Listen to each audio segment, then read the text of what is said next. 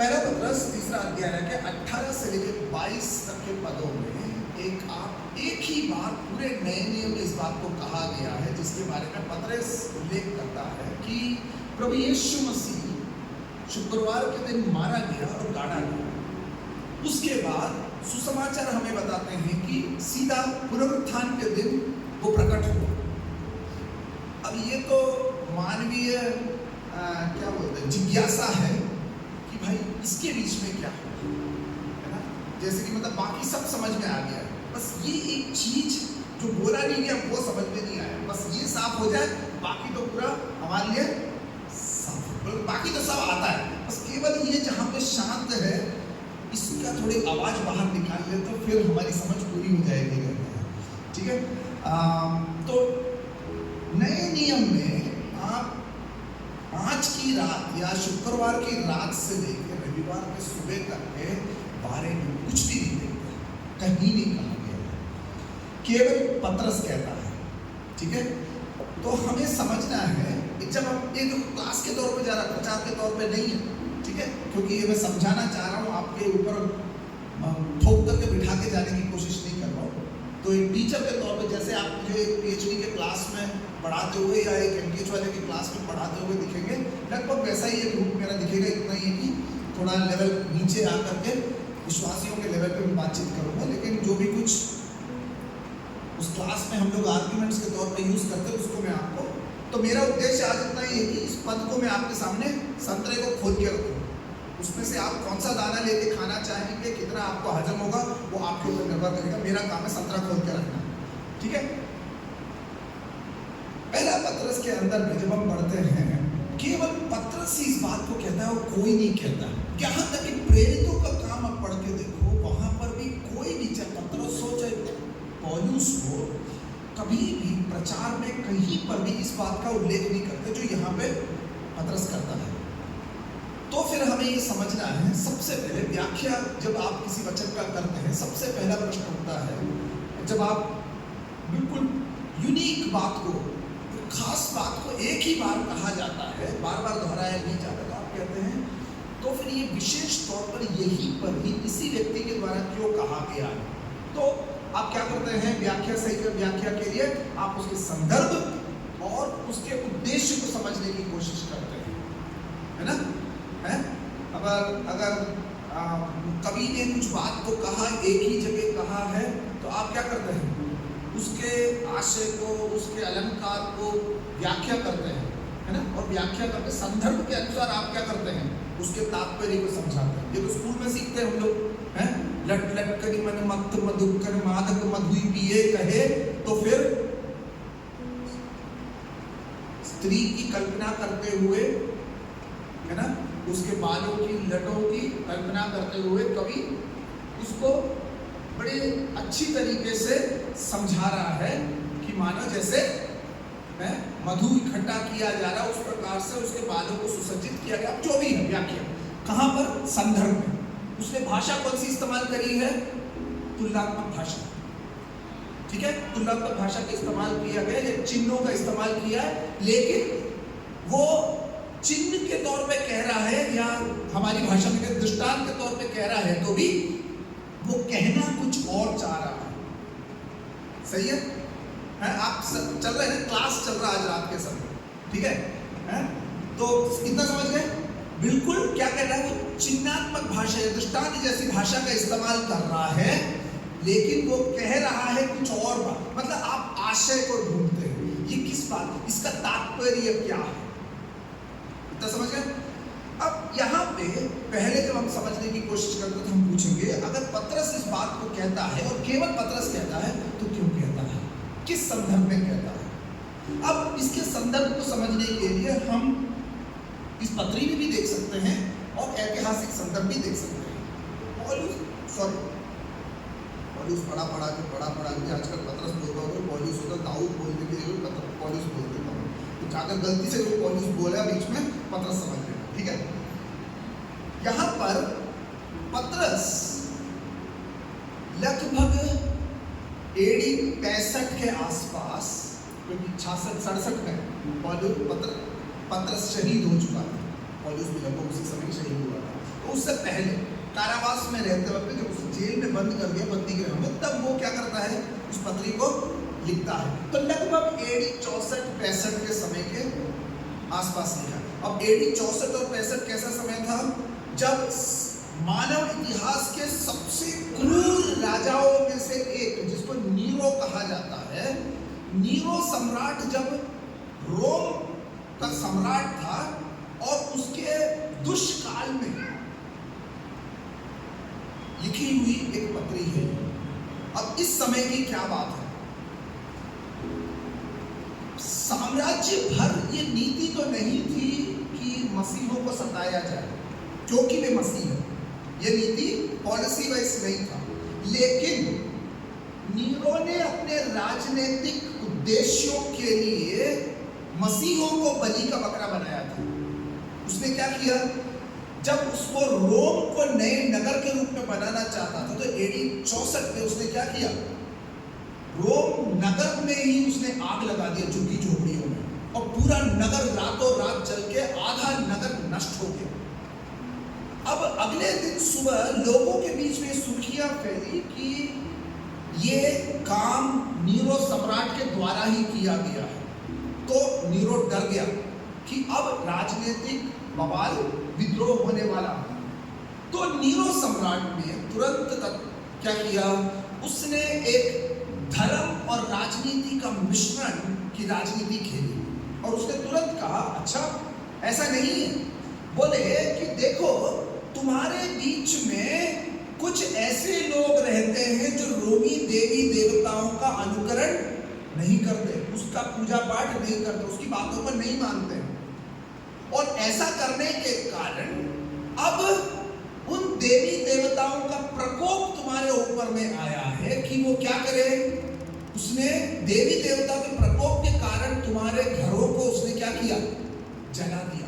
ये ऐसे नीरो सम्राट प्रजा उसके विरुद्ध में आने को उसने क्या किया, अपने आप का बचाव किया, और मसीहों को क्या कर दिया, बलि का बकरा बना के आगे खड़ा कर दिया, क्योंकि वे थे जो कि अन्य जाति के देवी देवताओं की पूजन नहीं कर सकते थे, यहूदी भी नहीं करते थे, लेकिन यहूदियों को कभी भी रोमी सम्राट छू नहीं सकता था, इस कारण से क्योंकि बीसी 62-64 के बीच जूलियस सीसर नामक सम्राट ने, आप इतिहास पूरा ना समझे तो कोई बात नहीं, लेकिन आशय समझना जो बता रहा हूं, रोमी सम्राट ने पहले ही उनको इस बात का इजाजत दे दिया था कि यहूदियों को रोमी देवी देवताओं और अन्य जाति के देवी देवताओं का पूजन करने की आवश्यकता नहीं, तो उनको तो पहली परमिशन मिल चुका था। लेकिन मसीही लोग, यहूदी धर्म के अंदर में उत्पन्न हुआ एक नया विश्वास था, लेकिन सम्राट के तौर से कभी भी उनको एक क्या बोलते हैं, एक्नॉलेजमेंट, उनको स्वीकार नहीं किया गया था। तो उस कारण से हमेशा ही रोमी साम्राज्य ऐसे नए धर्मों जैसे मसीही धर्म है, इनके प्रति क्या था, शंकाएं रखता था। क्यों? क्योंकि यह धर्म उनके साम्राज्य और उनकी राजनीति के लिए खतरनाक हो सकते हैं। आप याद है थेसलोनिकी में पौलुस जाके प्रचार करता है, यहूदियों ने जाना कि वो मसीहा के बारे में कहता है, लेकिन यहूदियों ने आरोप क्या लगाया पौलुस के ऊपर में, प्रेतों के काम में, थेसलोनिकी में थे, याद है ना, जब उसको पकड़ के लाते थे थेसलोनिकी के यहूदियों ने गवर्नर के सामने कहा कि यह एक दूसरे राजा के बारे में प्रचार करता है, लेकिन ये लोग अच्छी तरह जानते हो ये मसीहा के बारे में कर रहा है, लेकिन शब्दों का फेर फेर का खेल है ये। तुरंत राजनीतिक एक अर्थ देने के लिए उन्होंने क्या किया, कहा, बाइबल में लिखा, मैं नहीं कह रहा हूं, याद रखिएगा, उन्होंने तुरंत दोषारोपण करके क्या, पौलुस एक दूसरे राजा का प्रचार करता है, परंतु हमारा तो एक ही राजा है, सीसर, बस कैसर हमारा राजा है। समझ गए क्या दोष लाया गया पौलुस के विरोध में? राजद्रोह का, क्योंकि वैसे ही उनकी रोटी सिक सकती थी, तो उन्होंने क्या किया, राजद्रोह का आरोप इसके ऊपर लगाया कि फंस जाएगा पौलुस, लेकिन पौलुस वहां से बच गए। बिल्कुल वैसे ही यहां पर मसीहों पर शंका इसलिए था कि वे लोग यहूदियों के समान अन्य देवी देवताओं की पूजन नहीं करते हैं, परंतु वे दूसरे किसी मनुष्य का, उनके भाषा में मनुष्य का, जो अपने आप को यीशु मसीह कहता है, उसका पूजन करते हैं। तो स्वाभाविक है उनके देवी देवता क्रोधित होकर क्या करेंगे? उनको दंडित करेंगे। तो नीरो ने कहा देखो भाई, मैंने कुछ नहीं किया है, मैं तुमको बता रहा हूं ये क्यों? क्योंकि देवी देवताओं का प्रकोप तुम्हारे ऊपर आया। और कथा ये है कि जिस रात नीरो ने आग लगाया था अंधेरी रात में रोम की बस्तियों में, और आधा रोम नगर, कैपिटल है दिल्ली जैसे साम्राज्य का, आधा रोम जब जल के राख हो गया, तो नीरो बहुत अच्छा म्यूजिशियन था, संगीतकार था। वो अपने महल के दीवार पे बैठ करके वायलिन बजा रहा था जब पूरा नगर जल के खाक हो रहा है और लोग भाग रहे प्राणों को बचाने। ऐसी अवस्था में एक नीतिगत तौर पे तो इनका सताव नहीं हुआ, लेकिन ये लोग जब देखते हैं, अन्य जाति के लोग जब देखते हैं कि राजा खुद इनके ऊपर दोषारोपण कर रहा है, तो सड़क बैठे कुत्ते के मुंह पे भी एक लात मार के भागने में मजा आता है। नहीं, कुत्ता काटे भी ना, सड़क पे बैठा है तो पत्थर उठा के मार दिया, कार के अंदर बैठ के, या फिर अपने घर के ऊपर बैठ के चलते कुत्ते को पत्थर मार, मजा आता है, क्योंकि कुत्ता मुझे काट नहीं सकता है, तुझे पता है। बिल्कुल वैसी ही हालत। अब मैं देखो, मैं क्लास में पढ़ाता हूँ तो मैं ये मेरा लैंग्वेज मेटाफोरिकल लैंग्वेज बहुत है, ठीक है। प्रचार के टाइम में बहुत कंट्रोल करता हूँ, लेकिन पढ़ाते वक्त मेरी असलियत बाहर आती है, ठीक है। अब वैसे ही रोम के लोग जो आक्रोशित थे, उनमें ये भाव आया कि अरे अब ये लोग रहते हैं, अगर ये इनके कारण हमारे ऊपर दोष आया, अगर इसको 2 थप्पड़ भी मार दिया तो भी राजा कभी हमारे विरोध में नहीं जाएगा। आप समझ रहे हैं? तो राजा हमारे विरोध में नहीं जाएगा, और इनके कारण आया तो लगाओ ठोको, जहां जहां मिले पकड़ के ठोक दो। अब इस उद्देश्य के साथ में जब वे लोग कार्य करने लगे, तो पतरस जिन लोगों के लिए ये खत लिख रहा है, पूरे साम्राज्य में मसीहों के विरोध में राजनीतिक नीति तो नहीं है, सम्राट की नीति नहीं है, लेकिन सम्राट की तरफ से खामोश है। जब सरकार ही खामोश है, सम्राट ही खामोश है, तो फिर कमजोर निहत्थे को 2 थप्पड़ मारने में तो अपनी ताकत, तो मजा आता है, लगता है कि मेरे में ताकत, मैंने थप्पड़ मार दिया। यही हुआ। जब ये होने लगा तो उन सताव में पड़े हुए मसीहों के लिए पतरस क्या कर रहा है? इस पत्री को लिख रहा है। इसीलिए दूसरे अध्याय और तीसरे अध्याय के अंदर आप जो पढ़ेंगे, आप पाएंगे वो कहता है कि देखो, तुम अगर निर्दोष होके भी यदि अगर तुम्हें सताव सहना पड़े, तो अपने आप को धन्य समझो, क्योंकि ये तुम्हारी बुलाहट का भाग के तौर पे तुम्हें दिया गया। ये एक्सीडेंटली तुम्हारे जीवन में सताव नहीं आ रहा, परंतु तुम्हारी बुलाहट का भाग ही है। तीसरे अध्याय में इसके 18 के ऊपर वाले पदों को पढ़ना, ये तुम्हारे बुलाहट का भाग है कि जब मसीह ने तुम्हें बुलाया तो सताव सहना तुम्हारी बुलाहट का भाग है। अगर वो है तो फिर मसीह तुम्हारा उदाहरण है। दूसरे अध्याय के अंत में और तीसरे अध्याय में आप पाते हैं मसीह यीशु का जीवन स्वयं तुम्हारे लिए उदाहरण है कि वो निर्दोष होकर भी उसने, जब उसे सताया गया तो उसने उनके विरोध में कुछ भी ना कहा। तो तुम एक जीवन को देखते हो, उस जीवन को तुम्हें तुम्हारे जीवन में प्रतिबिंबित करना है।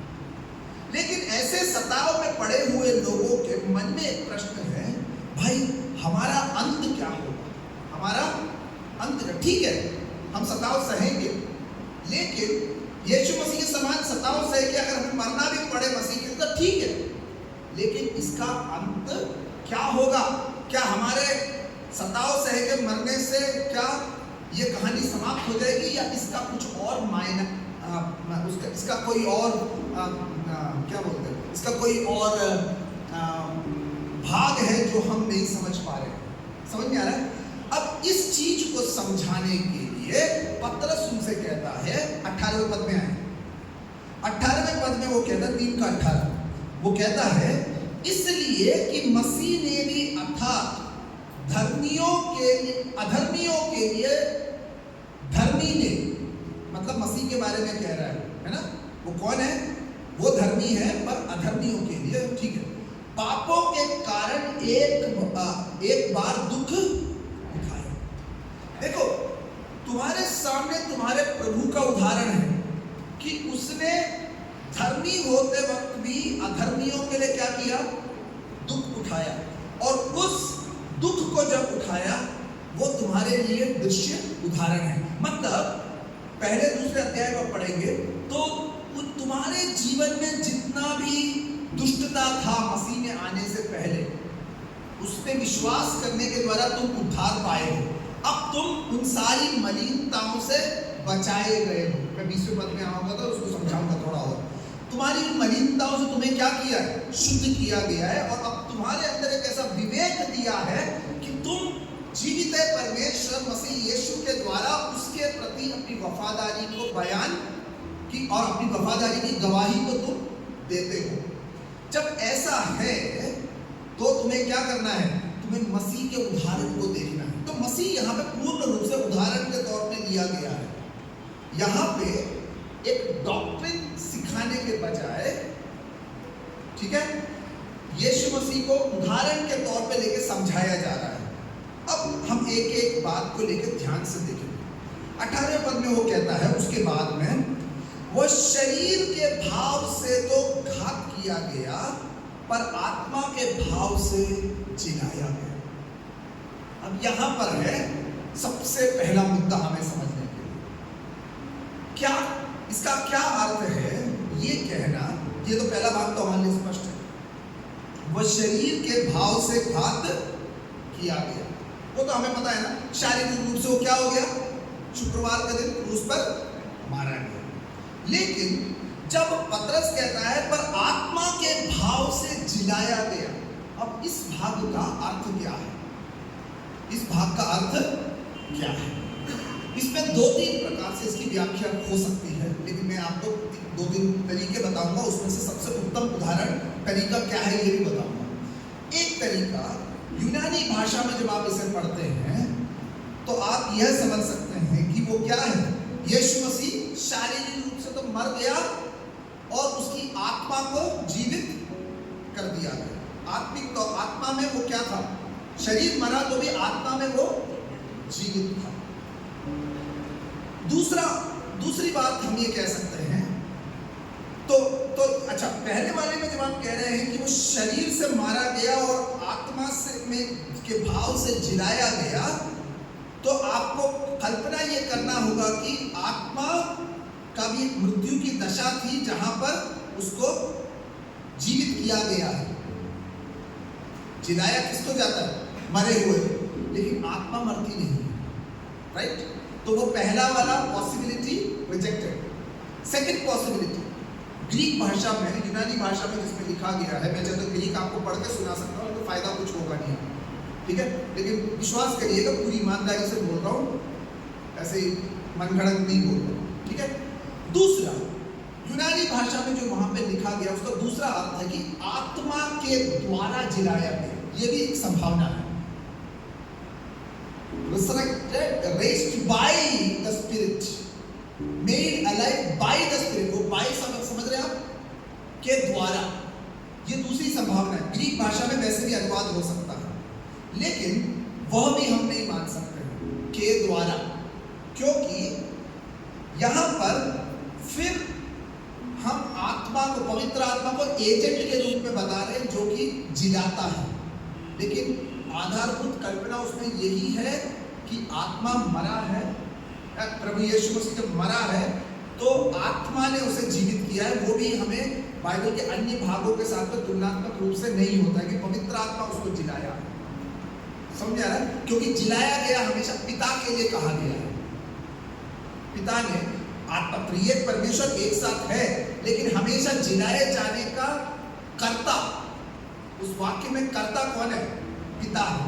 पिता ने उसे मरे हुए में से जिलाया, राइट? पवित्र आत्मा त्रिएक परमेश्वर है तो आत्मा है, तो भी बाइबल हमेशा जिलाए जाने का उस वाक्य का उस क्रिया का कर्ता कौन है? पिता है। तो वो भी यहाँ पे इस वचन के भाग के साथ में व्याख्या में आप नहीं ले सकते। तीसरी संभावना है कि इसे आप पुनरुत्थान समझ ले, सीधा पुनरुत्थान समझ ले। तो अब इसमें प्रश्न उठता है जो कि मेरे हिसाब से सही है, आप पुनरुत्थान समझ ले। लेकिन पुनरुत्थान जब आप समझते हैं तो प्रश्न फिर ये उठता है, पुनरुत्थान तो संडे सुबह हुआ है ना? संडे सुबह हुआ ना? हाँ, ये गड़बड़ हो गई। संडे सुबह पुनरुत्थान नहीं हुआ। संडे सुबह पुनरुत्थान को पहचाने, संडे सुबह पुनरुत्थान पाया हुआ मसीह उनके सामने प्रकट हुआ। कहीं बाइबल नहीं बोलती कि संडे सुबह उसका पुनरुत्थान हुआ। पुनरुत्थान को पाया हुआ मसीह को जब वे कब्र में ढूंढते थे तब वहां पर उन्होंने संडे सुबह उनने पाया कि अरे वो तो जी उठा है। अब क्यों हुआ ऐसा? क्यों हुआ ऐसा? मेरी आवाज तो पीछे तक पहुंच रही है ना? अब क्यों हुआ ऐसा? क्योंकि सबत का दिन था भाई। शुक्रवार की शाम से लेकर के अगले दिन की शाम तक वो क्या नहीं कर सकते थे? कुछ काम नहीं करते। 2 मील से ज्यादा, 1 मील से ज्यादा जा नहीं सकते। अब जब वो इतना दूर जा नहीं सकते, सबत के दिन वो लोग गए नहीं। और भाई अभी तो गाड़ा है, 3 बजे तो प्राण तोड़ा, उसके बाद तो उसको गाड़ा है। अब गाड़ने के बाद 6 बजे के बाद में तो जाके खोद के देखेंगे नहीं। और अगला दिन सबत का दिन है, तो अगले दिन वो गए नहीं है। और अगली रात को कोई कब्र में नहीं जाता है। तो भोर होते से ही सबत का दिन बीतने के बाद महिलाएं क्या कर रही है? इत्र वगैरह लेकर के उसके शरीर को लगाने के लिए जाती हो। पहली बार गई है, छुट्टी का दिन था, प्रेसिडेंट हॉलीडे था बीच में, उस कारण से वो जा नहीं पाए। तो अगले दिन जब गए तब उन्हें पता चला वो तो जी उठा, जी उठा। वो क्या हो गया? जी उठा। अरे दादा ढूंढा तब है, पता तब चला है कि वो क्या हो गया? जी उठा। लेकिन ये गलत समझ है हमारा कि हम सोचते संडे के दिन ही वो जी उठा। संडे के सुबह जी उठा वाला मसीह उनको दिखाई पड़ा। संडे के सुबह वो कब्र में जाकर देखे तब मरियम को लगा अरे तो कपड़ा फोल्ड करके रखा, वो कहाँ गया? मेरे स्वामी को कहाँ छिपाया गया? कोई नहीं छिपाया। सबत के दिन सब घर पे बैठे। आप समझ रहे? तो पुनरुत्थान कब हुआ वो घड़ी हमारे पास पता नहीं है, लेकिन यह है शारीरिक रूप से वो मरा, लेकिन आत्मा में उसने पुनरुत्थान को उसी घड़ी पा लिया था। आप समझ रहे हैं? तो उसके शरीर को तुमने रखा और उसके रखने के बाद में कब वो कब्र में से उठा किसी को नहीं पता। राइट? हमें राइट? अब सुसमाचार को थोड़ा ध्यान में रख के बोल रहे हैं ना। तो जो सिपाही रखे गए थे वो तो केवल बेहोश हुए हैं। इसका मतलब सुबह जाकर के वो रिपोर्टिंग करते हैं, लेकिन उससे पहले क्या हुआ? वो जिलाया गया। कब हुआ है मैं नहीं बता सकता, बाइबल ने कहती है, इसलिए मैं अपने कल्पना को आपको वचन बता करके नहीं बताऊंगा। उससे पहले हुआ। तो जब वो कह रहा है, पतरस कह रहा है कि क्या हुआ? अच्छा हो गया। जब वो कह रहा है 18वें पद में, जब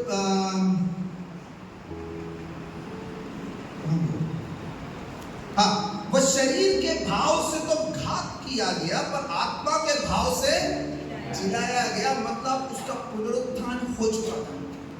उसका पुनरुत्थान हो चुका था। अब उसकी आत्मा भटक नहीं रही थी।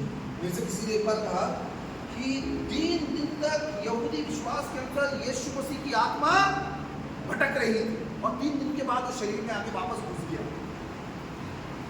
यहूदियों ने विश्वास तो किया था, लेकिन यीशु मसीह का आत्मा भटक नहीं रहा था, भटकी आत्मा नहीं थी। समझ रहे? पुनरुत्थान को पाया हुआ आत्मा था, शरीर था, वो आत्मिक शरीर था जो बंद द्वार के अंदर में भी प्रवेश कर सकता था।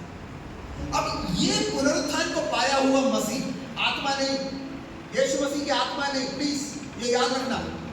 परंतु वही पुनरुत्थान पाया हुआ मसीह जो चेलों को बाद में दिखाई दिया, वही मसीह के बारे में यहां पे कहा गया है। तो शारीरिक तौर से, मांस के तौर से तो वो मर गया, लेकिन आत्मिक शरीर में वो पुनरुत्थान को पा चुका था।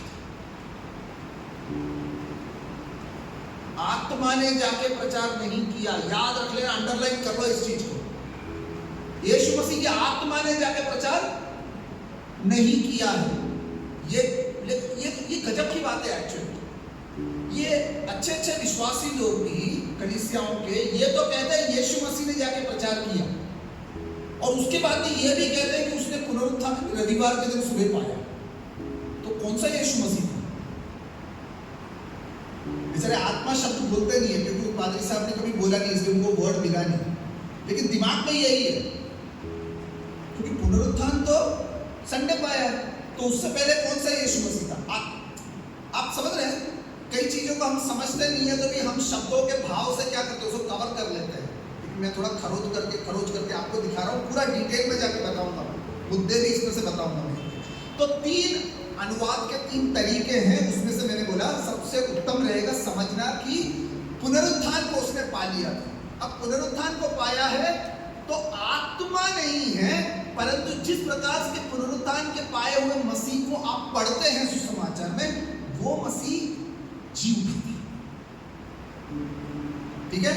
मैं कोई टाइमिंग सैटरडे का कब है, फ्राइडे रात को हुआ क्या, सैटरडे रात को हुआ क्या, मैं कुछ नहीं बोल रहा, या संडे सुबह हो, मैं कुछ नहीं बोल रहा, मैं इतना बोल रहा हूं, चेलों ने और स्त्रियों ने जब देखा तो उन्होंने पुनरुत्थान को पाए हुए मसीह को देखा, प्रकट हो, लेकिन वो पहले हो चुका। अब है गजब। अब 19वें पद को पढ़िए।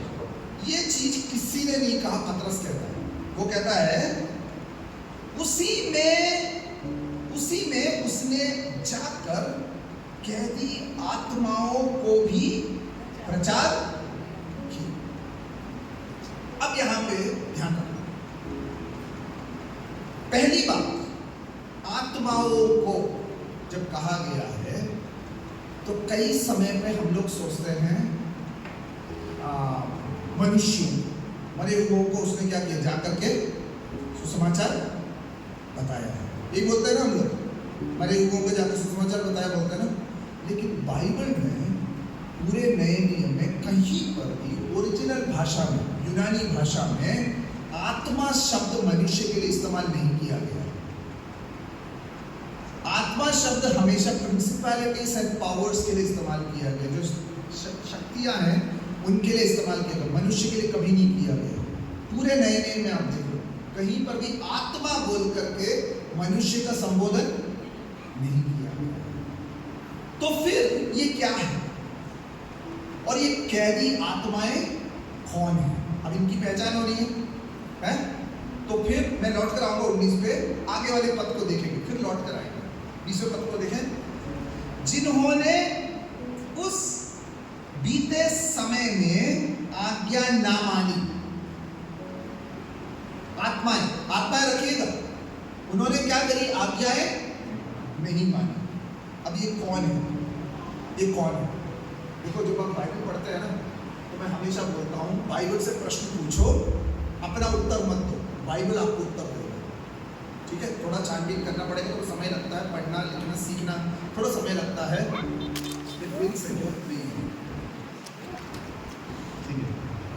नहीं, कोई बात नहीं, मैं तो अचानक रस देख के मैं सोचा क्वींस है। ठीक है, अब समझ रहे हैं? अब यहाँ पे जब कहा गया है कि उन्होंने कैदी आत्माएं, वे कौन है? वो आत्माएं जिन्होंने आज्ञाएं ना मानी। लेकिन ये कौन है, अगर वो समझना है तो आगे वाला भाग पढ़ेंगे 20वें पद का। जब परमेश्वर नूह के दिनों में धीरज धरकर ठहरा था। आप समझ रहे हैं? मतलब अब यहां पे व्याख्या फिर 2-3 पॉसिबिलिटीज खुलती है। एक, जो नूह के समय पर जो अनाज्ञाकारी लोग थे, ठीक है, उनको बंदी बना दिया गया था, क्योंकि छुटकारे के संदेश पे उन्हें विश्वास नहीं किया। अगर ऐसा है तो नूह के समय के उस समाचार को उनने, छुटकारे के संदेश को उनने ग्रहण नहीं किया, तो हम कह रहे हैं कि यीशु मसीह ने जा करके उनको बताया कि छुटकारे का मार्ग खुल चुका है, लेकिन उन्होंने विश्वास नहीं किया था। उनको मैं बताऊंगा, उनको जाके बताता है। दूसरी तरफ अगर आप उस मत को लेंगे कि उनको जाके सुसमाचार बताया, तो आपको, आप सोच रहे हैं ना मेरे साथ, मेरे साथ साथ सोच रहे हैं ना, तर्क वाली क्लास है और कॉलेज लेवल की क्लास चला रहा हूँ चर्च के अंदर। अब अगर आप ये कह रहे हैं कि ये उन लोगों के लिए, या उस समय में जो शैतानी ताकतों के अधीन में आकर के जिन्होंने ये विश्वास नहीं किया, अगर उनके लिए है, तो उनको कैदी बनाया गया है, राइट? क्योंकि कुछ तो 8 तो बच गए नाव पे जाके, बाकी सबका विनाश हुआ, उनको कैदी बना करके रखा गया। लेकिन वो संभावना हमें ठीक नहीं लगती है, ठीक नहीं लगती है, क्योंकि उसके लिए डायरेक्ट तर्क नहीं है कि उन मनुष्यों को आत्माओं के तर्क, क्योंकि मैंने कहा नए नियम में कहीं पर भी आत्मा शब्द उनके लिए इस्तेमाल मनुष्य के लिए नहीं किया गया, तो फिर उन मनुष्यों के लिए आत्मा शब्द कभी भी इस्तेमाल नहीं किया जा सकता, क्योंकि बाइबल को तरीका नहीं है। आत्माएं हमेशा प्रधानताओं के लिए, सामर्थ्यों के, principalities and powers and principalities के लिए, प्रधानताओं के लिए इस्तेमाल किया गया, शक्तियों के लिए, ताकत, शक्तियों के, सामर्थ्यों के लिए इस्तेमाल किया गया। तो फिर दूसरी व्याख्या की पॉसिबिलिटी खुलती है उत्पत्ति की पुस्तक 6वां अध्याय। उत्पत्ति की पुस्तक 6वें अध्याय में कुछ अनाज्ञाकारी स्वर्गदूत परमेश्वर के विरोध में बलवा करके आए और स्त्रियों के साथ संबंध, वे कौन थे? पाप में गिरे हुए स्वर्गदूत थे। वो ऑलरेडी परमेश्वर के विरोध में बगावत कर रहे हैं। अब आप यहां पे देखिएगा, दूसरी तीसरी शताब्दी ईसा पूर्व, शताब्दी तो ईसवी भी नहीं है, 200-300 साल पहले ईसा पूर्व, ठीक है, यीशु मसीह के आने से पहले जो यहूदी पुस्तक लिखी गई थी, जिसको हम इनॉक कहते हैं, कैथलिक्स के बाइबल में भी इनॉक। नाउ ये इनॉक की ट्रेडिशन, ये इनॉक जो है यहूदी परंपराओं का संग्रह है। आप समझ रहे हैं? जिसका पुराने नियम में कोई स्थान नहीं है, लेकिन पुराने नियम के घटनाओं के विषय में परंपराओं ने क्या कथा पुराण कही है, उन कथा पुराणों को इस प्रकार के इनॉक जैसे पुस्तकों के अंदर में लिखी गई है। अब इनॉक का पुस्तक कहता है कि वे जो स्वर्गदूत उतर कर आकर, वो आत्माएं हैं, स्वर्गदूत है ना, पाप में गिरे हुए, वे आत्माएं हैं, मनुष्य नहीं है। उन्होंने मनुष्य के रूप को लिया और क्या किया? पाप किया, परमेश्वर के प्रति अनाज्ञाकारी रहे। अब उन लोगों, उन आत्माओं को परमेश्वर ने क्या किया? कैदी किया, उनको कैद में रखा है। हमें क्लियर? क्यों? वो न्याय के दिन के लिए है। अंत में जब न्याय का दिन होगा, उस दिन के लिए उनको क्या किया? बंदी करके रखा गया है। अभी उनका न्याय नहीं हुआ। क्यों? क्योंकि उन्होंने परमेश्वर के विरोध में बलवा किया, विद्रोही है वो, शैतान के पार्टी है वो। उनको क्या किया? बांधकर उनका न्याय होएगा, उनको सजा मिलेगी, और वे परमेश्वर के हमदर्द नहीं। लेकिन उनके पास जाके यीशु मसीह ने, हम क्या कहते हैं, सुसमाचार प्रचार किया, ठीक है। अब क्वेश्चन उठता है, क्या यहाँ पे वचन कहीं पर भी आपसे कहता है उसने आत्माओं को जाकर सुसमाचार प्रचार किया? ओरिजिनल भाषा में बिल्कुल नहीं। अब फिर मैं ग्रीक भाषा में जा रहा हूँ हमेशा, क्योंकि वही हमारा अनुवाद नहीं, हमारी व्याख्या का स्थान, मूल भाषा है। मूल भाषा के अंदर यूनानी भाषा में हमेशा इवैंगेलिज़ोमाई, कम से कम आप शब्द ना समझे तो भी उच्चारण तो समझ लें, इवैंगेलिज़ोमाई यूनानी शब्द का इस्तेमाल किया गया है हमेशा गॉस्पेल के लिए, सुसमाचार के लिए। इवैंगेलियन वो तो सबको आता है ना, इवैंगेलियन शब्द का इस्तेमाल, वो शब्द हर जगह इस्तेमाल किया है, लेकिन इस पद में पतरस इवैंगेलियन शब्द का इस्तेमाल नहीं करता है। वो जो शब्द का इस्तेमाल करता है वो है केरूसो। केरूसो यूनानी भाषा में simply means to proclaim, to announce, घोषणा करना या प्रचार करना, बस। अब प्रचार करने का मतलब आप यदि अगर सुसमाचार प्रचार करना, जैसे हम लोग आजकल बोलते हैं पादरी साहब प्रचार करने वाले हैं, उसके साथ तुलना कर रहे तो गलत है, गलत तरीका व्याख्या करने का। आप समझ रहे हैं? यहाँ पे व्याख्या हमें शब्दों के अर्थ को समझ करके करना है। सुसमाचार प्रचार किया करके नहीं कह रहा है वहां पे, वो क्या कह रहा है, उसने जाके घोषणा किया। सही अनुवाद है तो उसको ऐसे पढ़ना चाहिए कि कहाँ पर है? हाँ, 19 पद है। उसी में उसने जाकर कैदी आत्माओं को भी प्रचार किया। ये अनुवाद गलत है, क्यों गलत प्रचार अनुवाद नहीं है, लेकिन अनुवाद का जो शब्द इस्तेमाल किया वो कंफ्यूजन क्रिएट करता है। यहाँ पे सही अनुवाद होना चाहिए, कहना कि उसने घोषणा किया। आप समझ रहे हैं? उसने केरूसो वर्ड, यहाँ बैठे हुए ना, कम से कम ग्रीक का बेसिक्स तो सीखा है इन लोगों ने, अभी भूल गए होंगे लेकिन कम से कम सीखा तो है, शुरुआत का तो सीखा ना पादरी साहब है बीडी के टाइम पे, सुशांत सीखा है ना? हाँ, तो ग्रीक का बेसिक तो सीखा है, उन लोगों ने छोड़ दिया। मैं वो ग्रीक को लेके आगे चलता रहा, जिंदगी भर ग्रीक पे मेरा काम चला है और आज भी वही चलता है। इवैंगेलियन वर्ड को इस्तेमाल नहीं किया गया है, केरूसो किया गया है। मतलब आपके पास एक संदेश है, आपके पास आपको कुछ कहना है, आप सुसमाचार उद्धार का संदेश नहीं कह रहे, परंतु आप किसी घटना का आप घोषणा कर रहे हैं। सोच लीजिए कि विवाह का बांग दिया जा रहा है, तो आप क्या कर रहे हैं? 3 रविवार को पादरी साहब घोषणा करते हैं, प्रचार नहीं कर रहे, घोषणा करते हैं, राइट? वही शब्द होना चाहिए। अब इसका महत्व क्या है? ध्यान से लिख के ले रहे हैं ना, गलत मत लिख के लेना, मेरे सर मत्थे मत मरना, जो भी नहीं बोल, ध्यान से देखना है। और ये सब टाइम तो निकल रहा है, मेरा क्लास लिखा हो जाएगा। अच्छा, सॉरी, मेरा घड़ी फास्ट है। खतरनाक प्रचारक को आपने इतना बड़ा समय दे दिया, मतलब तो ये बेचारे सताव पे आ जाएंगे, बोलेंगे प्रभु गया कब्र पे और यहाँ पे सताने वाला उठ चुका है। नहीं, जब मैं अच्छी तरह समझा के भेजूंगा आपको, फिर कोई क्वेश्चन होगा तो बताऊंगा, मैं भागूंगा नहीं यहाँ से।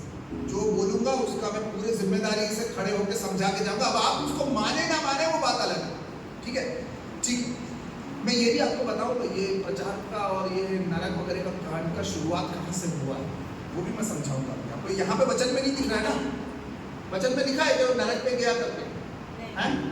विश्वास कथन में बोलते हैं, अधोलोक बोलते हैं, नरक शब्द ही वहाँ पे इस्तेमाल हुआ है, हेल इंग्लिश में। खैर, मैं आऊँगा उस पर, अभी ठहरिएगा। अभी कुछ जड़ में उखाड़ूंगा, फिर सुन के देखूंगा इसमें दम है क्या करके, ठीक है? टेस्ट करते हैं, ठीक है?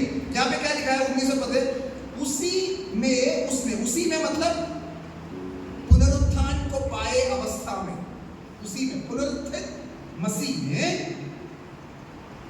जाकर कैदी आत्माओं को भी घोषणा किया। मैं प्रचार शब्द हटा रहा हूं क्योंकि ओरिजिनल भाषा में, अब इवन इंग्लिश में देखो, इंग्लिश में देखो, he went and made proclamation, not preached। Hindi अनुवाद की घटी है वहां पे, सही शब्द का इस्तेमाल क्यों मालूम है? आप एक बात समझना, हर अनुवाद में कमी रहती है, लेकिन चक्कर क्यों है मालूम है? क्योंकि हर अनुवाद व्याख्या है, शब्दार्थ अनुवाद नहीं है। हम अनुवाद बोलते हैं लेकिन ये तर्जुमा है, उर्दू में बड़े अच्छी तरह से कहा गया, ये तर्जुमा है, व्याख्या है। क्योंकि एक शब्द को बिल्कुल वैसे ही कहा नहीं जाता है, कह नहीं सकते, तो वो क्या करते हैं? अपनी समझ के अनुसार ये अर्थ होगा बोल के उस अर्थ को इस्तेमाल करता है। अनुवाद करने वाले को लग रहा है प्रचार शब्द होना चाहिए, क्योंकि वैसे ही कलीसिया में इस्तेमाल तो प्रचार शब्द इस्तेमाल कर रहा है। लेकिन प्रचार शब्द बोलते से ही हमें क्या लगता है, क्या प्रचार करते हैं भाई, हम सुसमाचार प्रचार करते हैं। तो हम लोग अपने दिमाग की चीज को उसके साथ चिपका देते हैं और फिर बंडल बना लेते हैं।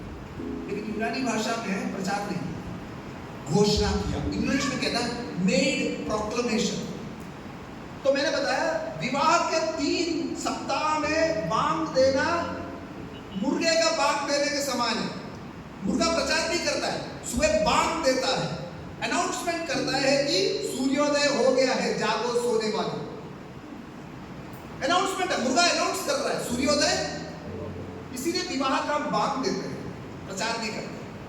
बिल्कुल वैसे ही यीशु मसीह ने कैदी आत्माओं को, मतलब अगर नूह के समय के इंसानों का जो पतन हुआ है, उनका विनाश हुआ, उनको अगर बाइबल आत्मा नहीं कहती है मनुष्य को, तो आपको उत्पत्ति की पुस्तक 6वें अध्याय का 1 से लेकर पद में आपको मिलता है कि आत्माएं कौन सी थी जिन्होंने बलवा किया, परमेश्वर की आज्ञाओं पर नहीं माना, लूसीफर और उसकी सेना, राइट, 6वें अध्याय। और इनोक की कहानी में यहूदी परंपरा के अनुसार इनोक का पुस्तक हमें सिखाता है कि इनोक कहता है कि इन दुष्ट आत्माओं ने, जिन्होंने स्वर्गदूतों ने, जिन्होंने परमेश्वर के विरोध में बलवा किया, उन्होंने आपस में योजना करके इस कार्य को किया था कि चलो योजनाबद्ध तरीके से कि चलो हम जाके थोड़ा मजे लूट करके आएंगे दुनिया में। आप समझ रहे हैं? अब उन्हें परमेश्वर ने क्या किया, कैदी बनाया है।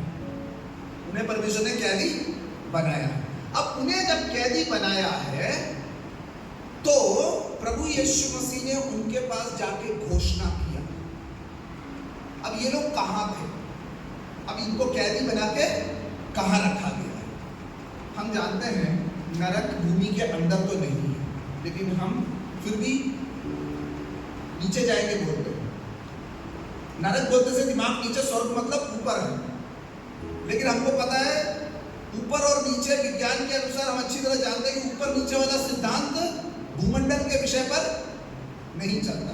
और ज्यादा खोद के चले गए तो लोग बोलते आवाज शैतान के नीचे से, अरे कुछ नहीं है, वो लावा जो है अंदर पिघल रहा है, उसका आवाज आता करके, बस। आप समझ रहे?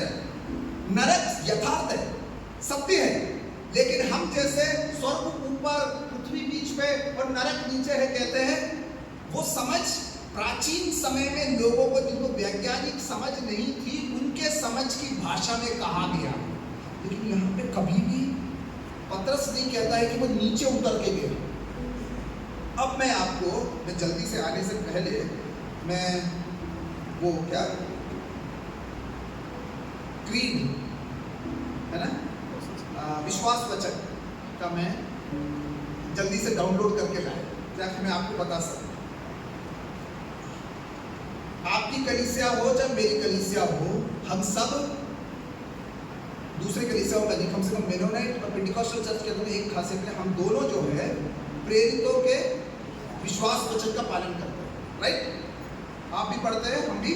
जब भी हम मानते हैं तो हम किस चीज को, मैं भी अपनी चर्च में हूं तो हम प्रेरितों के विश्वास वचन को ही हम लोग उद्धृत करते हैं। अब आपकी परंपरा हो मेरी परंपरा हो, दोनों के अंदर में ये लिखा है, क्रूस पर ठोके गए, मर गए और दफनाए गए, ठीक? वे अधोलोक अर्थात मतलब ब्रैकेट में नरक, और इंग्लिश में हेल कहा गया, हेडिस नहीं, हेल कहा गया, नरक में उतरे, तीसरे दिन मृतकों में से जी उठे, ठीक? ये कब लिखा गया था? लगभग 200 एडी के आसपास, मतलब 150 के आसपास, दूसरी शताब्दी में लिखा गया था ये विश्वास कथन। ये प्रेरितों ने बोला हुआ विश्वास कथन नहीं है, लेकिन प्रेरितों के विश्वास के अनुसार दूसरी शताब्दी में कलीसिया के अगुओं द्वारा लिखा गया विश्वास कथन है, जिसको वो कहते हैं कि प्रेरितों का भी विश्वास ऐसा ही था, ठीक है? अब यही चीज 4वीं शताब्दी में नाइसियन क्रीड, मतलब निसिया का जो विश्वास वचन है, जो हमारी चर्च नहीं पढ़ते, आपका चर्च और मेरा चर्च नहीं बोलता है, लेकिन एंग्लिकन, सीएनआई वाले, सीएसआई वाले, और इवेंजेलिकल चर्च है, मार्थोमा चर्च, इन चर्चेस को, ऑर्थोडॉक्स, इन सबको अगर आप देखोगे तो वो लोग निसिया का विश्वास वचन दोहराते हैं कलीसिया में। उनके 4वीं शताब्दी आते आते वो चीज, वो नरक में उतर करके प्रचार किया, वो चीज हटा दिया। मैं पढ़ के सुनाता हूँ आपको। तीसरे दिन धर्म ग्रंथ के अनुसार वह फिर से जी उठा, वह स्वर्ग में आरोहित हुआ और पिता के दाहिने, मैं ऊपर से पढ़ता हूँ। पोंतियुस पिलातुस के समय वह हमारे लिए क्रूस पर चढ़ाया गया, दुख भोगा और दफनाया गया। ठीक है, अब आना चाहिए एक्चुअली हमारे विश्वास कथन के अनुसार क्या चीज, वो अधोलोक में प्रचार किया। निसिया के विश्वास में, जो कि आज सार्वभौमिक तरीके से, मतलब कैथोलिक चर्च और हमारे जैसे कुछ चर्चेस के अलावा बाकी सब निसिया के विश्वास कथन को मानते हैं, उन लोगों ने उस सेंटेंस को हटा दिया वहां से। उसके बाद वो कहते हैं कि वो दुख भोगा और दफनाया गया, फिर कहते हैं तीसरे दिन धर्म ग्रंथ के अनुसार वह फिर से जी उठा। आप समझ गए, बीच का वो सेंटेंस हटा दिया। अब आप बोलेंगे तो हम तो बोलते हैं उनने हटा दिया तो क्या हो गया, उनने बेकार में नहीं हटाया, उनने बेकार में नहीं हटाया, क्योंकि पहला पत्रस 3 अध्याय के 18वें पद पे आधारित व्याख्यानित विश्वास कथन है जो हम लोग बोलते हैं। आप समझ रहे हैं, लेकिन उस जिस वचन के आधार पर वो कहा जा रहा है उसके अंदर कहीं पर भी नहीं लिखा है कि वो अधोलोक या नरक में गया प्रचार करने। अनुमान है कि कैदी बनाए गए तो कहां होंगे वो, नरक में। नहीं, अनुमान है ना, तो अनुमान के आधार पर कथन को कहा गया है। अब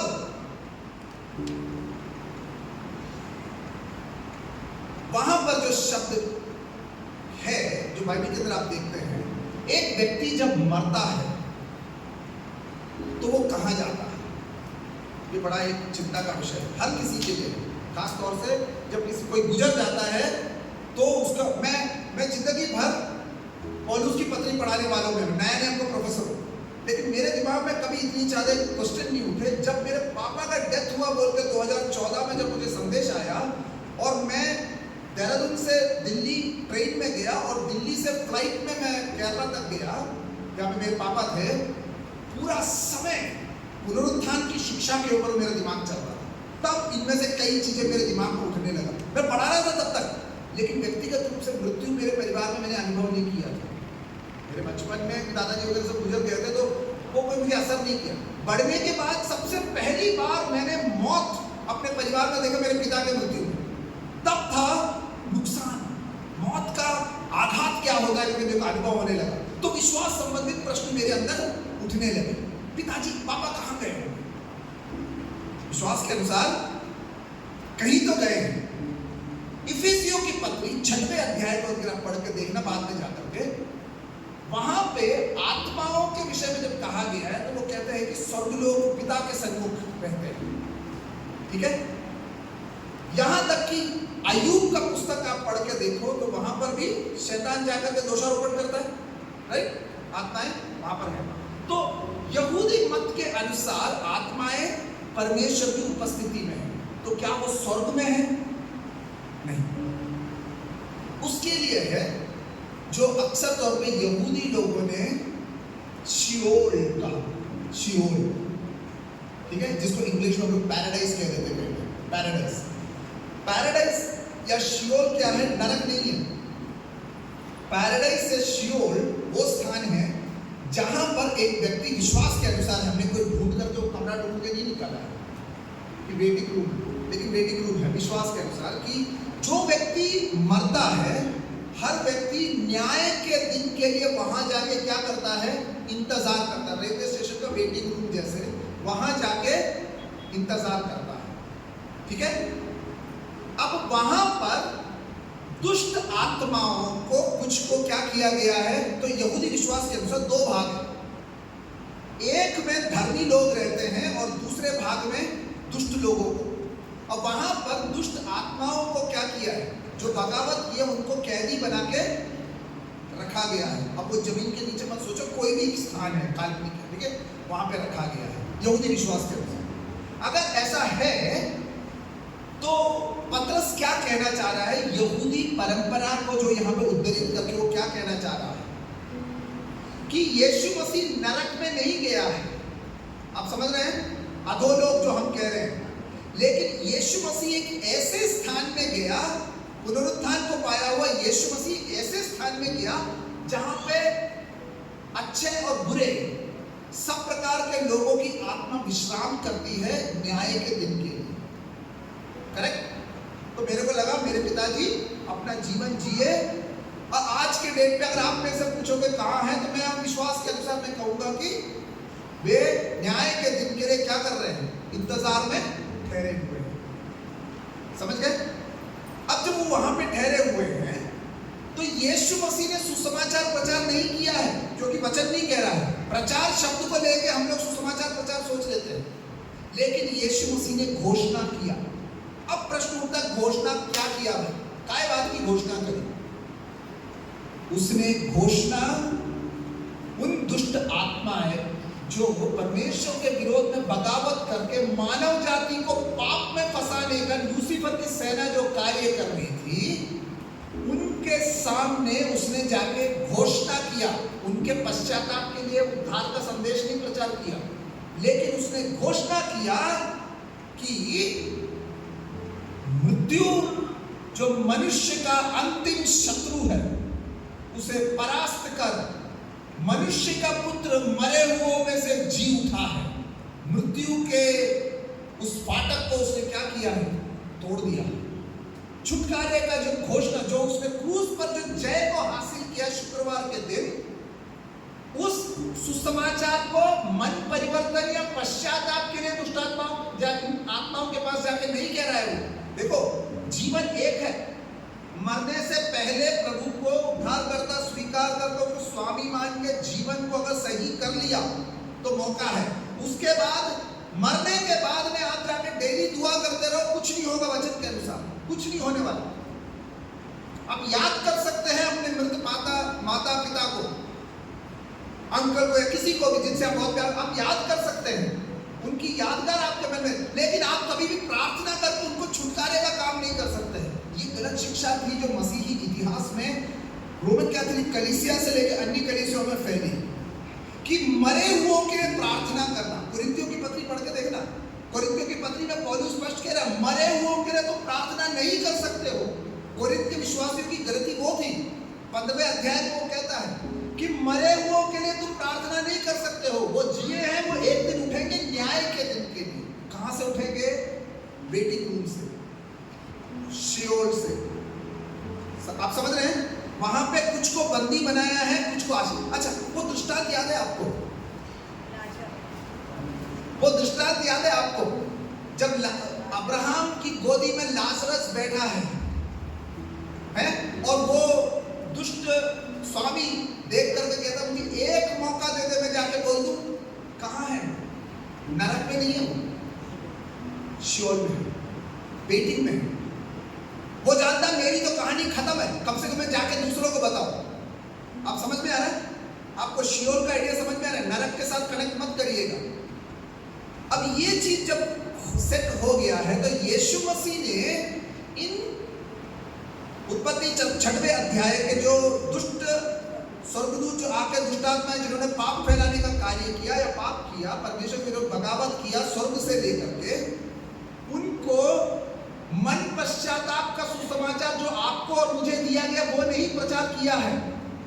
उसने जाके ऐलान किया कि मृत्यु पर मैंने जय पाया है, तेरा विनाश निश्चित है, तेरा विनाश निश्चित है।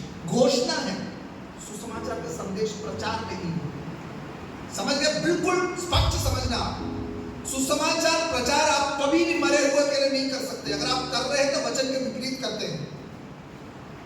आप मृत्यु के पराजय और मसीह के जयवंत होने की घोषणा कर सकते हैं, पर वो किसके लिए करते हैं?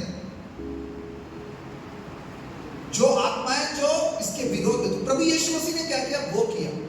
अब वो करने के बाद आप आपको समझ में आ रहा है? कई सारे मुद्दों को हम एक साथ कनेक्ट कर रहे हैं, समरी लाऊंगा लास्ट में। अब हम 19 से एक और बार पढ़ेंगे। उसी में उसने जाकर कैदी आत्माओं को भी प्रचार किया जिन्होंने उस बीते समय में आज्ञा ना मानी। इतना सब क्लियर है? सबको क्लियर है? जो मैंने नहीं बोला वो बाद में मैंने बोला मत बोलो, क्योंकि क्लास में पढ़ाने के बाद में स्टूडेंट बाद में सर आपने ऐसा बोला ना सर, उसका क्लैरिफिकेशन। मैंने कब बोला भाई? मैंने नहीं बोला। मैंने जो बोला ध्यान से सुनना, जो मैंने बोला वो मैंने बोला, नहीं बोला तो नहीं बोला, ठीक है? मैंने टीचर लोग की पढ़ी रिकॉर्डिंग, हाँ ठीक है, वेरी गुड। हाँ ये सामने तो रखा, मैंने ध्यान नहीं दिया। ओके, जिन्होंने उस बीते समय में आज्ञा ना मानी जब परमेश्वर नूह के दिन में धीरज धरकर ठहरा था। आप समझ रहे? अब दो तरीका है। यहूदी विश्वास के अनुसार आदम से लेके नूह तक 10 पीढ़ियां थी। या तो परमेश्वर ने बगावत, अनंत काल में जिन शत्रुओं, जिन सेना ने, स्वर्गदूतों ने लूसीफर के साथ परमेश्वर के विरुद्ध बगावत किया, उनके प्रति धीरज रखा। लेकिन यूनानी यहूदी विश्वास के अनुसार गलातियों की उत्पत्ति की पुस्तक 6वें अध्याय में जब उन्होंने मन बनाया आपस में कि हम ये करेंगे, तो परमेश्वर ने उनको क्या किया? बांध दिया। जब उन्हें अपराध किया तो उन्हें क्या किया? इतने समय तक परमेश्वर, और उसके बाद में या तो आप दो तरीके हैं समझने का, या तो आप आदम से नूह तक की 10 पीढ़ी मानो, या फिर आप 120 वर्ष जो नूह घूम घूम करके इनको प्रचार करता रहा कि मन फिरा लो, प्रलय आने वाला है, विनाश होने वाला है, वो 120, चाहे आप 10 पीढ़ी मानो, चाहे 120 साल नूह के प्रचार का जो ना बनाने के लगा, ये मानो कुछ भी हो, वो अवधि परमेश्वर की करुणा का अवधि था मन फिराने के लिए। आप समझ रहे हैं? लेकिन इन आत्माओं के प्रभाव में रहने वाला मानव जाति 8 व्यक्तियों के अलावा बाकी सब ने निर्णय कर दिया, डूब मरे तो डूब मरे, लेकिन प्रभु की बात तो मानेंगे नहीं, सुसमाचार तो ग्रहण करेंगे नहीं। ऐसे लोगों के लिए घोषणा की जा रही है कि मृत्यु पर जयवंत मसीह न्याय करेगा और तुम्हारा विनाश करेगा। तुमने जिन्होंने मृत्यु को फैलाया है पाप के कारण, तुम्हारा विनाश करेगा। समझ रहे हैं? अब आगे पढ़ते हैं। और वह जहाज बना रहा था जिसमें बैठकर थोड़े लोग अर्थात 8 प्राणी पानी के द्वारा बच गए। अब ये पानी को जोड़ा जा रहा है 21वें पद में, मैं लौट कर आऊंगा उसमें, ठीक है? हम 22वें पद पे जरा कूदेंगे। अब अगला प्रश्न उठता है, प्रभु यीशु मसीह जिस समय में जाके इस बात की घोषणा करता है, तो वो नीचे उतर के जा रहा है अधोलोक में, या वो ऊपर उठ के जा रहा है?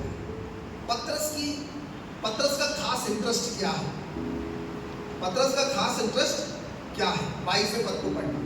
पतरस का खास इंटरेस्ट नीचे उतर के जाके बोलने का नहीं है, परंतु मसीह यीशु के पुनरुत्थान को पाए, मसीह यीशु के महिमान्वित होना है उसका मुख्य उद्देश्य। वो 22वें पद में वो क्या कहता है? वह स्वर्ग पर जाकर परमेश्वर के दाहिनी ओर बैठ गया। कौन? जो पुनरुत्थान को पाया है, वो अंततः कहाँ गया? अपने पिता के दाहिनी ओर जाकर बैठ गया। तो प्रभु यीशु मसीह ने कहा ना, मैं अभी तक गया नहीं, मेरे पिता के पास मैं जाता हूँ। लेकिन वो पुनरुत्थान को पाया हुआ मसीह था।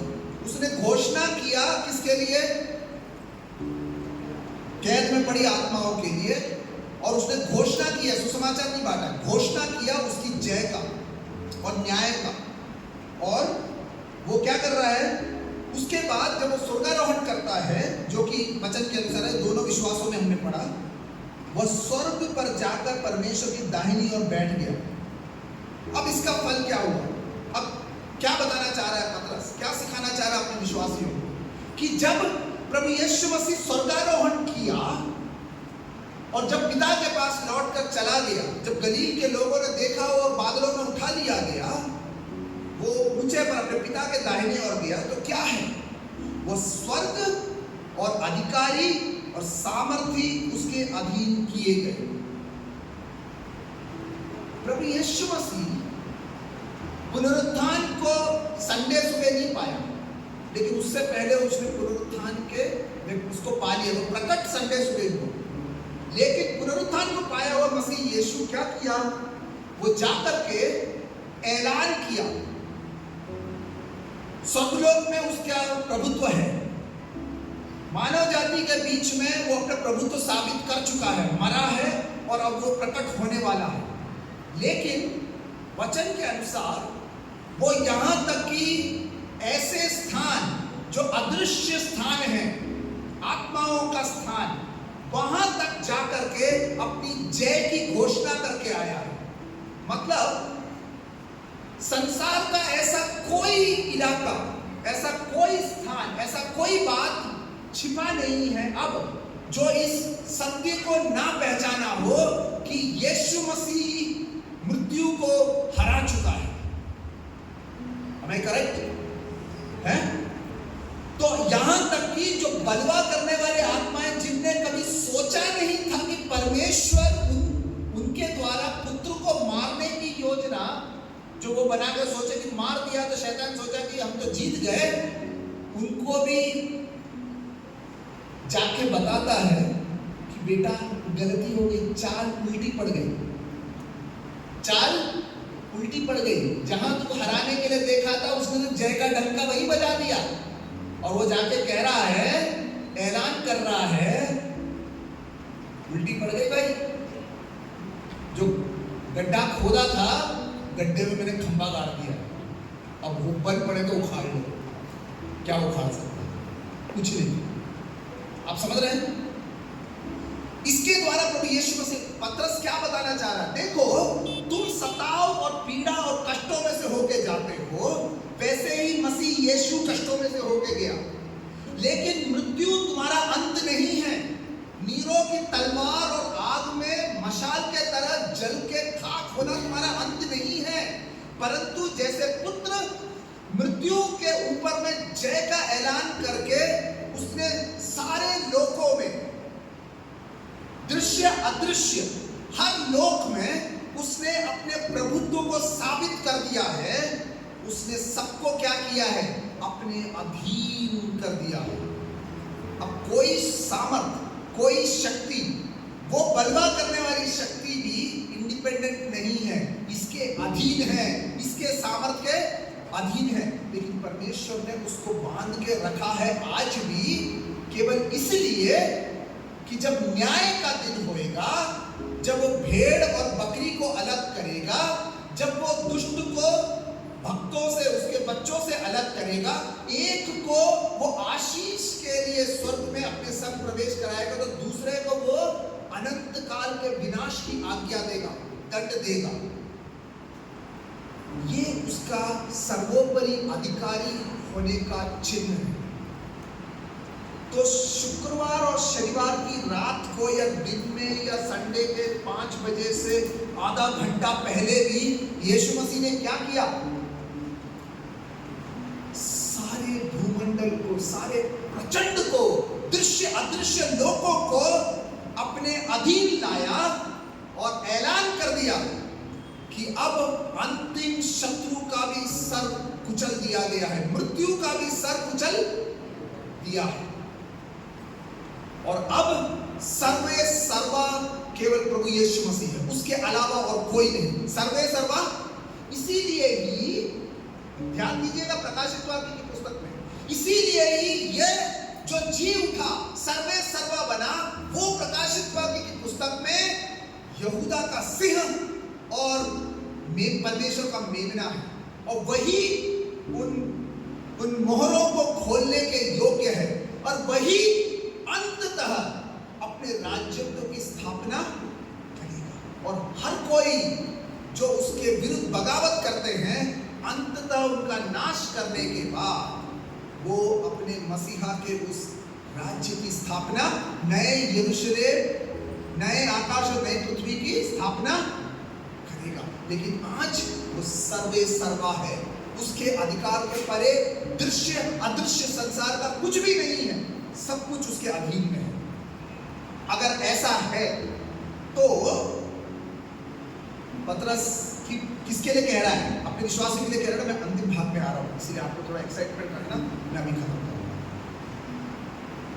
21वें पद को पढ़े, क्या कहता है? हमने वो छोड़ के हम आगे निकल गए थे ना, लौट कर आएंगे।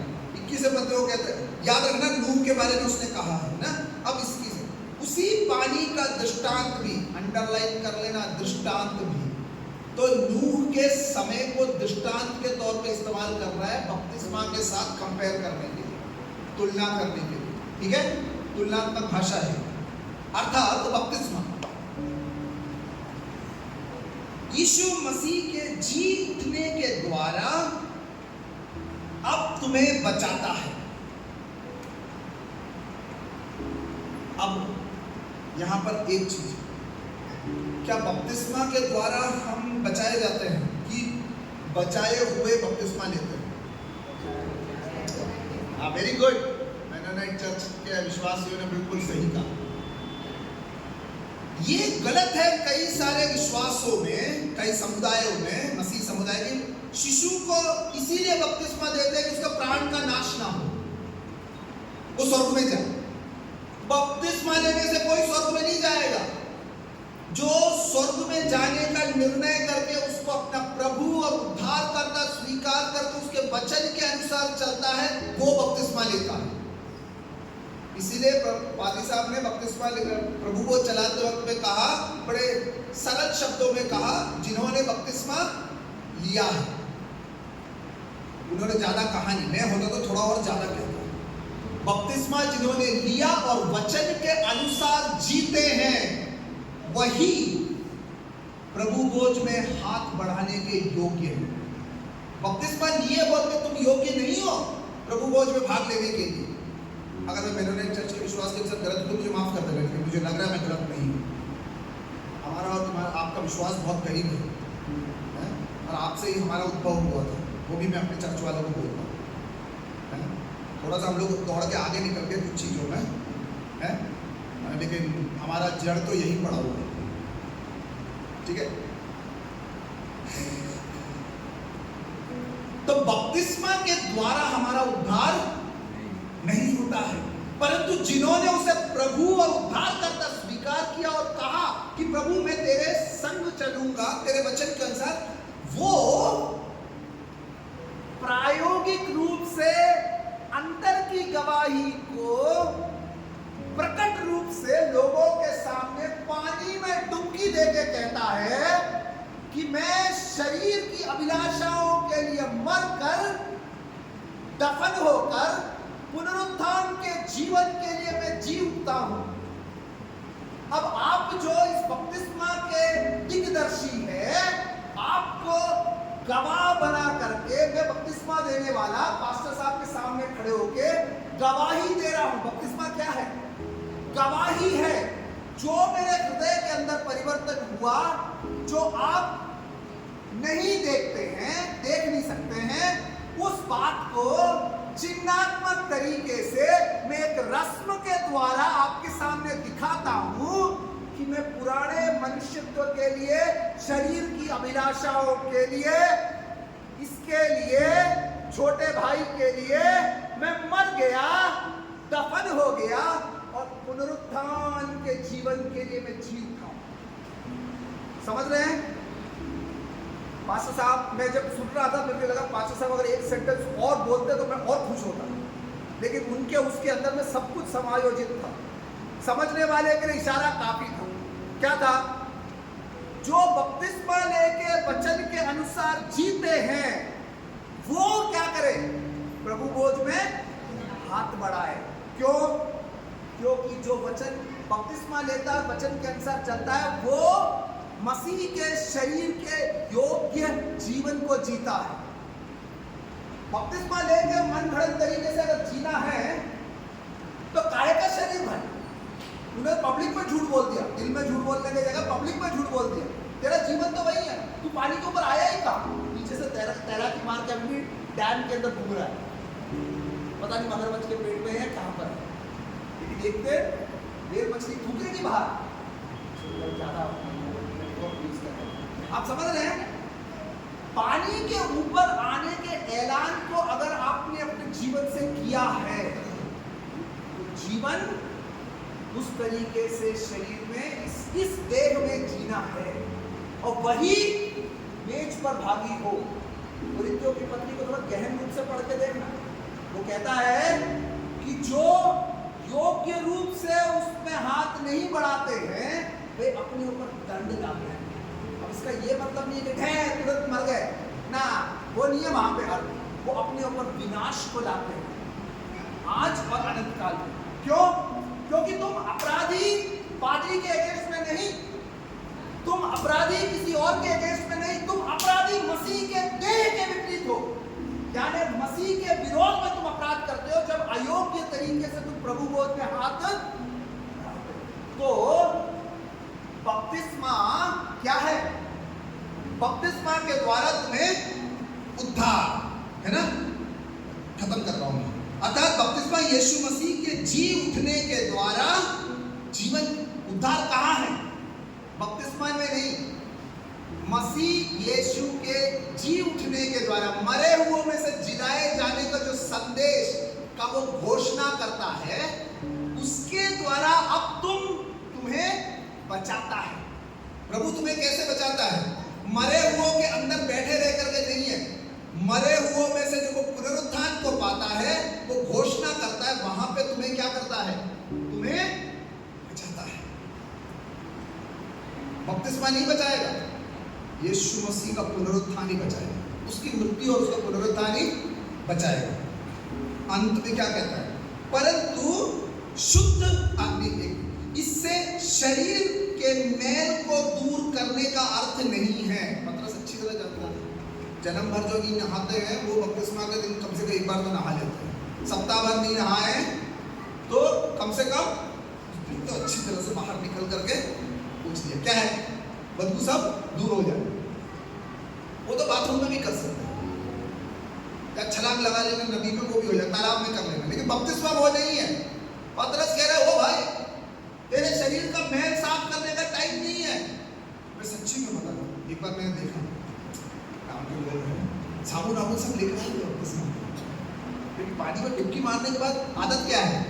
फिर समझाना पड़ा, नहीं अभी नहीं है ये, वो आप बाद में कर लेना, अभी कम पढ़े लिखे हैं, सीधे साधे लोग हैं, साधा विश्वास है, तो वो साबुन भी लेकर गए। अब समझ रहे हैं?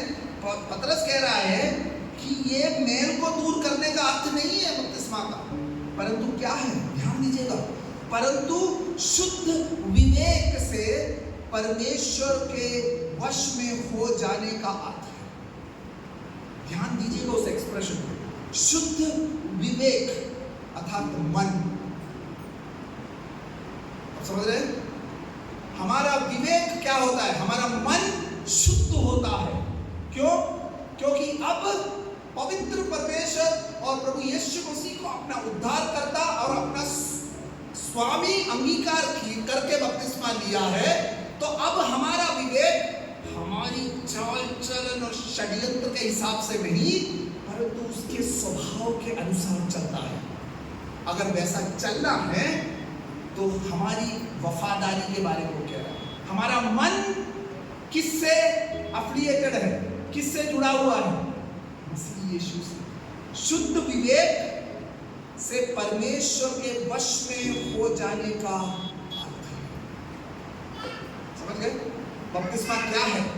बपतिस्मा पतरस बता रहा है, यीशु मसीह ने मरे हुए में से जी उठा और उसने ऐलान किया और समस्त प्रचंड के ऊपर वो सर्वे सर्वा है, सबसे ऊपर है, और उसके जी उठने के द्वारा तुम्हें उद्धार मिला। पर बपतिस्मा जब तुमने लिया है, अन्य जातियों, जब तुमने बपतिस्मा लिया तो तुमने क्या पाया है? तुमने शुद्ध विवेक पाया है, और उस मन की शुद्धता में जीते रहो। अगर ऐसा है तो वो जो स्वर्ग में स्वर्गारोहण जिसका हुआ और जो आज वो सामर्थ और महिमा में जीवित है, वो तुम्हारे अंतिम शत्रु मृत्यु को पराजित कर चुका है, और तुम अगर इस तरीके से जीते हो उसके प्रति, तो तुम इस तरफ और नहीं कैदी आत्माओं का जीवन है, तो न्याय की घोषणा तो उन पर पहले ही हो चुकी है। मैं यहाँ समाप्त करूँगा। मैं विश्वास करता हूँ कि जो मैंने कहा, और थोड़ा फॉर्म में मैं आ गया, थोड़ा सा मेरे टीचर मेरी क्लास में भी ऐसे ही रहता है, उसके बच्चे हंसते बैठ करके, जब मैं पूरा फॉर्म में आता हूँ तो ऐसे ऐसे करके जब बोलता हूँ, बच्चे थोड़ा सा मुस्कुराते बैठ के, मैं भी ध्यान नहीं देता, क्योंकि मैं जब आवेश में आ गया हूँ, पढ़ाने का जोश है, तो पूरी कलाकारी के साथ कराता हूँ। लेकिन मैं इतना ही चाहता हूँ आप समझे मैं जो बोला है, नहीं समझे तो कोई बात नहीं, लेकिन गलत समझ के मत जाओ। आप समझ रहे हैं? समझ रहे हैं? तो हम आत्माओं के उद्धार के लिए प्रार्थना नहीं कर रहे, और ना ही हम आत्माओं को सुसमाचार प्रचार कर रहे हैं। परंतु जब हम आत्माओं के लिए जाकर के वचन की घोषणा करते हैं, तो हम उनको डरा रहे हैं कि बेटा जीते जी तूने जो किया उसका सौदा पूरा करने के लिए वो आएगा, और उस दिन तेरी चाल ठीक रही होगी तो बचेगा, हिसाब करने के लिए वो आएगा। तो what was Jesus doing ultimately? He was on a victory march on Friday night onwards. वो एक जयवंत एक जुलूस में निकला था, पर्चे बांटने के लिए नहीं, परंतु जयवंत, मृत्यु को हरा करके वो जयवंत घोषणा करता है कि मैंने उसका सर कुचल दिया है, और अब न्याय तेरे पास लौट कर आऊंगा। अब की बार आऊंगा तो न्यायी बनकर आऊंगा, उद्धार करता नहीं, क्योंकि तूने अपनी दौड़ पूरी कर ली। तेरा चुनाव है जिस कारण से तू इस पार या उस पार बैठा है, और सौदा मैं आखिरी